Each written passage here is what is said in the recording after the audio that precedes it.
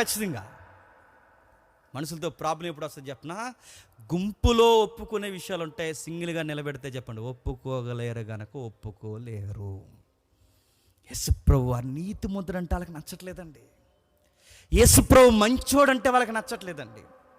ఆయన దేవుని కుమారుడు అంటే వాళ్ళకి నచ్చట్లేదు. స్వనీతి వలన ఆయనను అంగీకరించలేకపోతున్నారు. పరిసయ్యులు శాస్త్రులు ఎందుకు యేసుక్రీస్తు వారిని ఏ కారణాల వాళ్ళు చంపేశారు? ఆ దావీదు అడిగిన 40 ఎకరాల్లో 1 ఎకరం ఇమ్మని అడిగినందుకు చంపేశారా? అలాంటి ఎకరాల మీద ఆయనకి మనసుందా? యేసుప్రభు వారు ఏదన్నా స్థలాల కోసం గొడవ చేశాడా?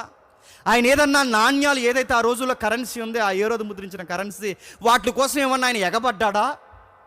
పన్ను నాకు కట్టమని ఏమన్నా అడిగాడా? ఆయన డబ్బు కోసం కానీ స్థలాల కోసం కానీ ఆయన అధికారాల కోసం ఏ రోజు అడగలేదే. మరి ఎందుకు అంత మీద ఆయనకి పగ అంటే?